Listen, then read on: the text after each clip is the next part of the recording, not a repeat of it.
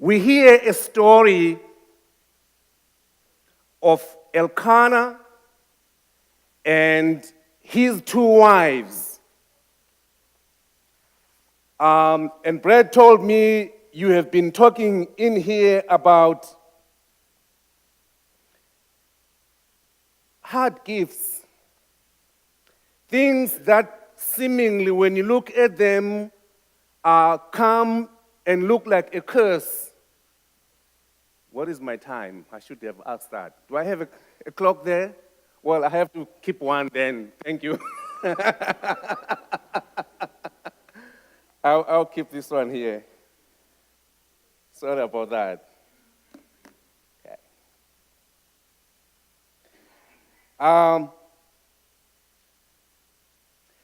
And I am talking today about being provoked and being ridiculed. My father, early last year, he lives in Africa. He had an amputation of almost his entire leg. And he lives with one of my nephews who is slightly above 2 years old. His name is David.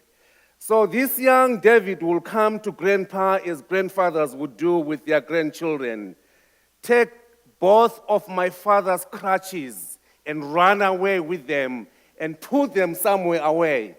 And my father will say, David, I want those crutches because when I catch you up, you're going to pay for that. And David would laugh and say, Grandpa, how are you going to catch me? You got no legs, Grandpa. How are you going to catch me? That's a conversation between Grandpa and his grandson. The situation that we have here is a situation of Elkanah and his two wives. And my grandfather was a polygamist, so I understand what it means to have two wives, one husband. But we are told that one of them, Peninnah, had children, had sons and daughters, but Hannah did not have any. So year after year, they go to the temple to sacrifice and worship. So when they go there, Elkanah, the man, is the one who is supposed to be leading the worship, is the one who is supposed to be doing the sacrifice. After finishing this, as was the custom, he would give portions to his family. He would give portions to Peninnah and also give portions to her sons. And then when he is done doing that, he would give portions to Hannah. And to Hannah, he would give double portion because Elkanah loved Hannah. Even though she didn't have any children, Elkanah loved Hannah. And Peninnah would look at this and begin to scold Hannah. You woman who have no children, you are a disgrace. Why don't you have children like I do have children? She would pick on Hannah. She will scold Hannah. She will ridicule her.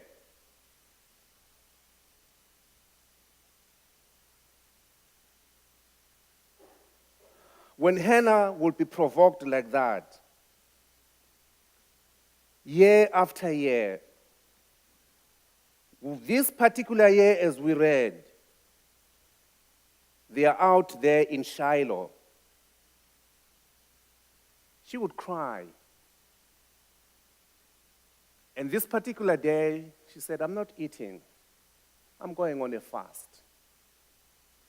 And she goes to the temple where Eli was and begins to pray.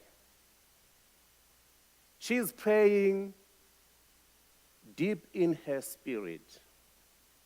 She is praying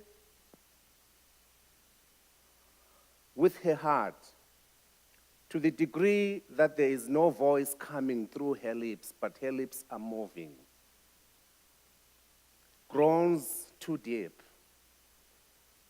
And Eli, the priest, comes and says, "Wicked woman, what are you doing here, coming drunk in the temple of the Lord?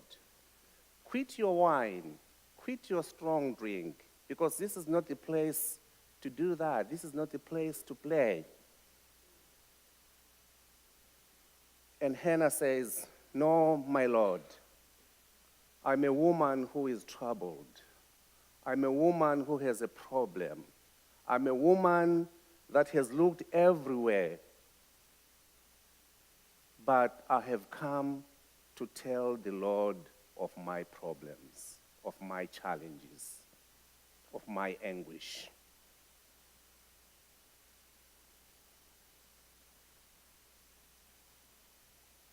And then Elkanah realizes what's going on and says to Hannah, "May it be according to your request."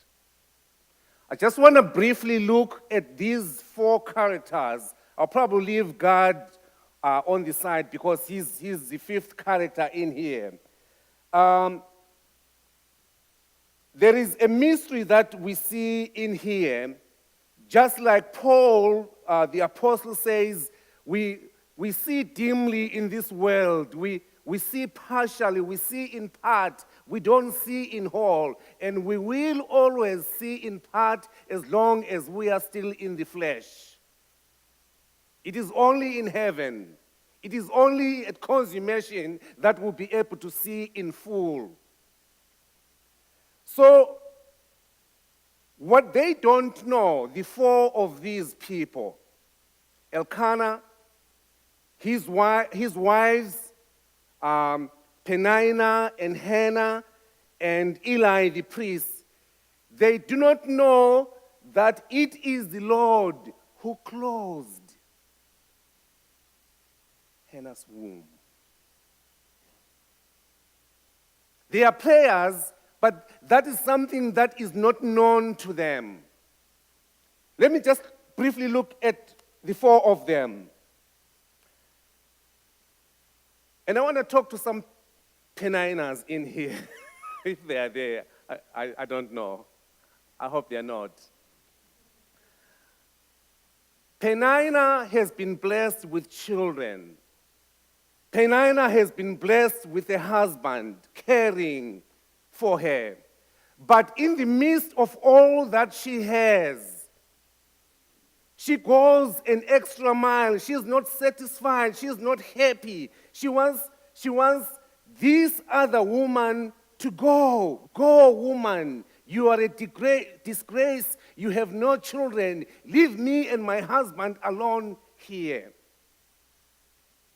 The Peninnahs are those whom God has blessed, whom God has given everything, but instead of counting their blessings, they want to poke their fingers on other people. They want to run other people's businesses and provoke them and ridicule them and belittle them.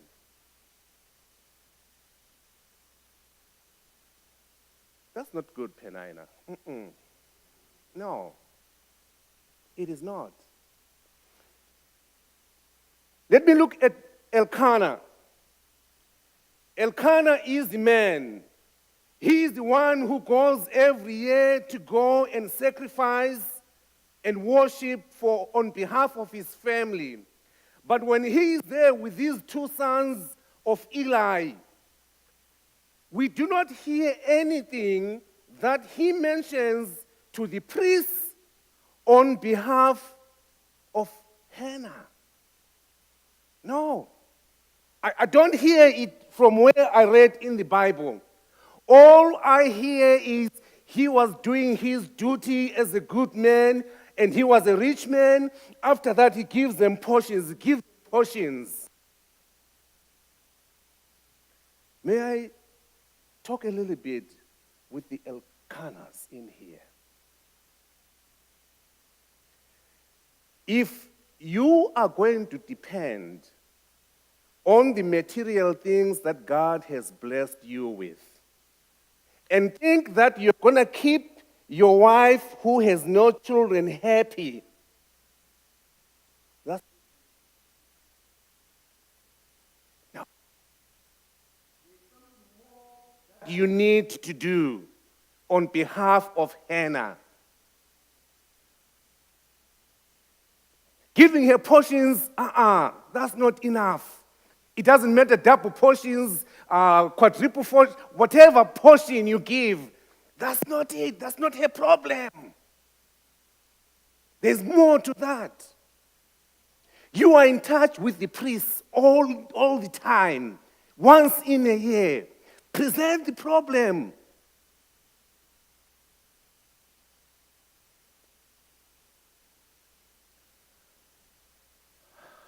Let me talk with the Eli's in here. I'm glad Brad is not here.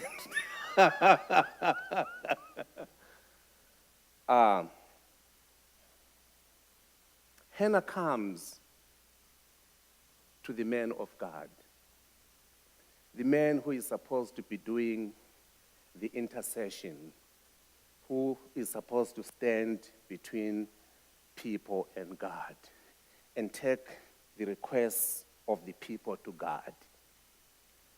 But when Hannah comes, the man misses it. And of God misses the point. He says, wicked woman, why are you a disgrace? What are you doing here? Why are you tempting me? I'm the priest of God. I'm standing in the Holy of Holies. Why you come do that to me? No, Elkanah. If you are hearing me, you are missing Hannah. Your job is to represent Hannah and take her requests to the Lord. You are the priest. God has blessed you there to be that person in between. You're not doing your job.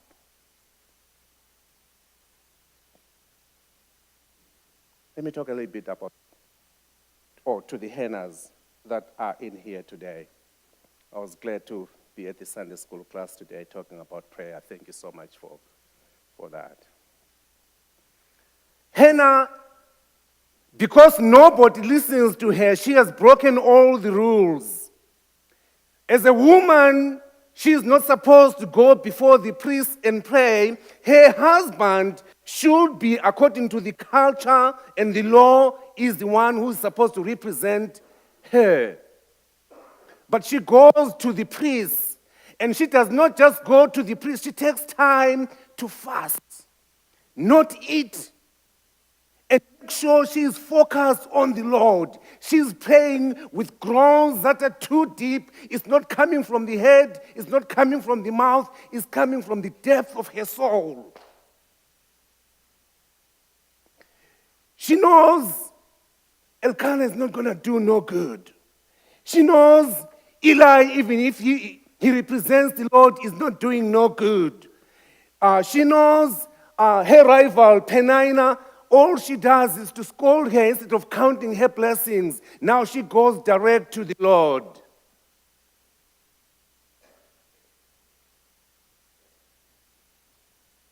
The Hannahs that are here, it is good for you to fast. It is good for you to focus on the Lord. It is good for you not to focus on other people, because other people will not help you. They may be your parents, they may be your spouse, they may be your pastor. There comes a time when you have to go direct to the Lord in prayer. You know how to do that. You know the way.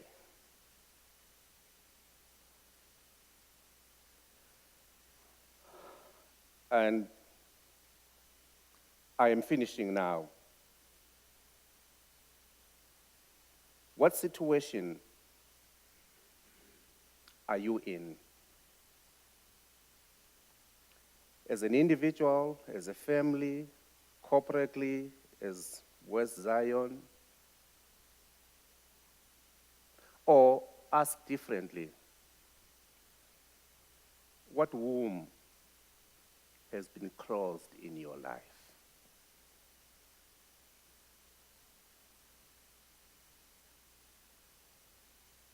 What is that place?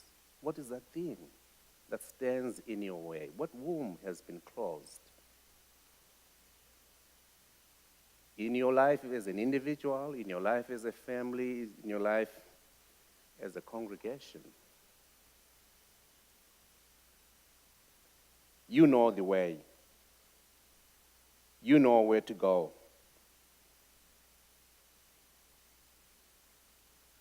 Romans 8, for we know that all things work good for those who love the Lord.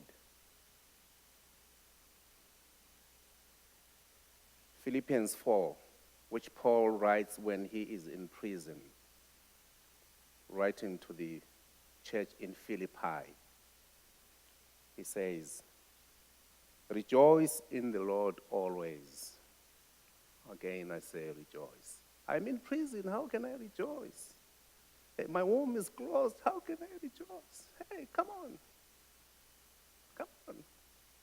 Rejoice in the Lord. Again, I say rejoice.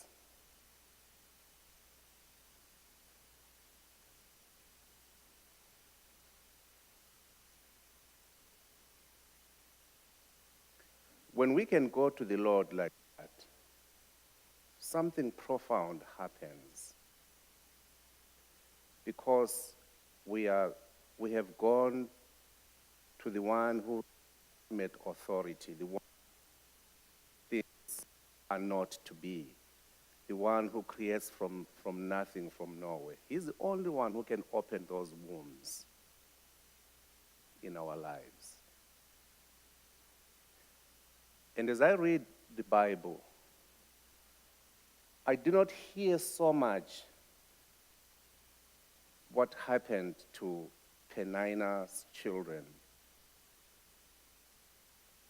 but I hear about Samuel,